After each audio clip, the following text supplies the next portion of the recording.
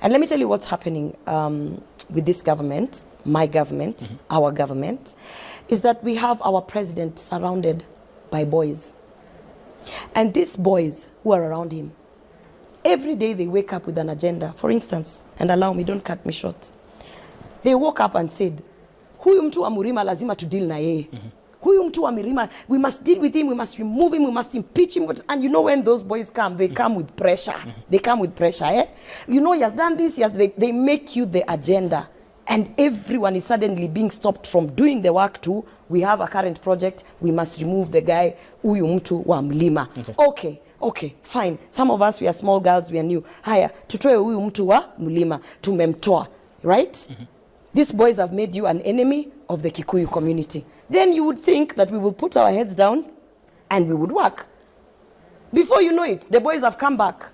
Mr. President, we must deal with this guy. We must deal with Natembeya. Natembeya must be harassed. We must make sure he doesn't go back to office. This Natembeya guy, he's this, he's that. When the boys come, remember they come with pressure because these are boys. And the president, he succumbs. We are now dealing with Natembeya. Before you even finish dealing with Natembeya, they have come with another agenda. They are forgetting all these things. Now, kuna huyu mama kwa na mdomo. Huyu mama nakwambia, boss, wacha mimi nitadili na yeye. We will follow the processes. If we are the ones who impeached Gachagua, a nominated senator hata tushinda, usituambie about president. Okay. Boss, let's deal. Pressure.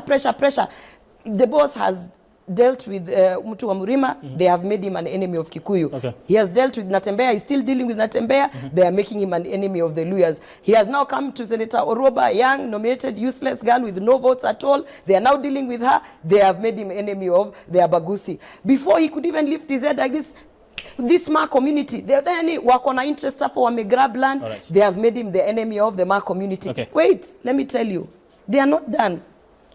The impeachment of Kawera, the boys were running up and down, like agents, brokers, collecting money from who to what. Who are these boys? Governor Kawera is gone. You have made the president an enemy of the women, of the male people. So it is the Let me tell you something. Let me ask you, as a person who is sitting back and watching, now me, right? You are seeing a pattern of these boys around, pushing agenda with selfish interest. At the end of the day, you are telling us that we must remain focused, we have to deliver to the people. We must remain focused, we have to deliver to the people. And we have to also deliver to the people so that we can get re-elected. Okay. You have been made an enemy to the Kikuyu community, an enemy to the Luya community, an enemy to the Kisi community, an enemy to the Ma community, an enemy to some of the Kalenjin communities who they are having their infights, an enemy to women, an enemy to the youth. Remember, we had Gen Zs, and only after Gen Zs, because our president, unfortunately, they had put a history, narrative on him hating the Luos. Only after the Gen Zs, we had the handshake with Raila. Okay. Now, you know, you are enemies. The Kambas, you've been enemies. Where are you going to get your votes for re-elections? Because every constituency of people aside from the tribe, you go to the youth, they have made you an enemy of the Gen Z. You go to the women, the femicide and everything that's happening, they have made you an enemy of the women. We were trying to tell you in State House, do not invade these pay slips. We go to State House. Those of us who want to talk, we raise our hands, we talk, they look at us, they send us things. They invaded the pay slips. We said it's okay to invade the pay slips, but we have to be able to explain what we are doing. No, the boys, because they are now they are the ones running the call center of Shaz. They are the ones who are benefiting from the business around Shaz. Let me tell you something. By the time these boys will be done, Mr. President, my president, they have made you the enemy of the people. Okay. And they don't care about your re-election. All right. And they don't care about this country. Okay. You've asked me who are these boys. Haven't you seen Osoro today in Kisii, chest thumping? Na wacha niongee kwa lugha ya Kiswahili kwa sababu ameongea kwa lugha ya Kiswahili kule. Akisema ya kuwa unajua huyu mtu Gachagua ametufanya hivi, anakuja kutuambia nini maneno ya Christmas, yeye anatuambia nini chest thumping. Ati hata angeweza kupata ma MP watano wa kumwekea kura, ati huyu mtu hata ana watu wanawafuata. Huyu mtu wacha usiseme ana watu wanawafuata. Okay. Nyinyi mumekalia wale wajumbe wa Kenya Kwanza mpaka wameingiza baridi.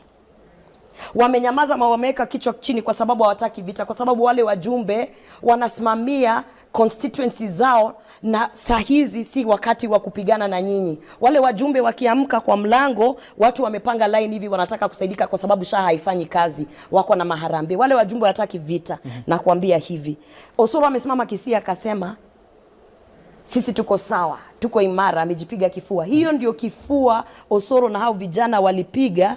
Sisi tukijaribu kuambia president wetu, hii finance bill wacha turekebishe hivi, wacha turekebishe vile, lakini tukaambiwa status tunyamaze, hiki tutapita. Wakina Osoro wakijipiga kifua wakisema tuko na numbers. But these boys have their own selfish interests, and any opportunity to make money, any opportunity to be the center of the action, they will grab it, and they don't care about the program. That is what has happened to SHA. That is what has happened to affordable housing. That is what has happened to diaspora labor export jobs. That is what has happened to fertilizer. All our programs have been infiltrated by these boys, in the interest of making money, and they don't care about the president. And they don't care about this country. You've spoken passionately about the issue to do with the impeachment of former Deputy President Gachagua, and in the interest of time, I wanted to play a clip, but we might not play that because of what happened in the Senate during the impeachment. You actually got to impeach him. Are you? Yes, I did. When you look back, do you regret that particular decision, or what exactly? I do. I regret it. I regret it. However, even in my impeachment, you can see that when I was impeaching, I was one of the people saying, hey guys, you bring 11 counts and you can't substantiate any of, even 9. It is in my speech of the impeachment. And in fact, I said the only thing that has been substantiated in all the 11 counts is the fact that His Excellency Rigathi Gachagua had, let's say, a movement coming from his community that was misinterpreted by the Kenyans. And the Usiguze Mulima I was one of the people who misinterpreted it. And it instilled some level of fear and divisiveness. And I did say on that one count, which was substantiated, in fact, it was the only count that was substantiated, on that count I impeached him. You've spoken passionately about the issue to do with the impeachment of former Deputy President Rigathi Gachagua, and in the interest of time, I wanted to play a clip, but we might not play that because of what happened in the Senate during the impeachment. You actually got to impeach him. Are you? Yes, I did. When you look back, do you regret that particular decision, or what exactly? I do. I regret it. I regret it. However, even in my impeachment, you can see that when I was impeaching, I was one of the people saying, hey guys, you bring 11 counts and you can't substantiate any of, even 9. It is in my speech of the impeachment. And in fact, I said the only thing that has been substantiated in all the 11 counts is the fact that His Excellency Rigathi Gachagua had, let's say, a movement coming from his community that was misinterpreted by the Kenyans. And the Usiguze Mulima I was one of the people who misinterpreted it. And it instilled some level of fear and divisiveness. And I did say on that one count, which was substantiated, in fact, it was the only count that was substantiated, on that count I impeached him. And I can tell you this, I've been watching, because I live in this country. I've been watching what has been happening. And that same Rigathi Gachagua, despite starting off at a point of what was perceived as divisive politics, has actually become the person that has united Kenyans. If you look at the group of people surrounding him, I think he sort of got a lesson or two. And now the people surrounding him, he is the face of Kenya.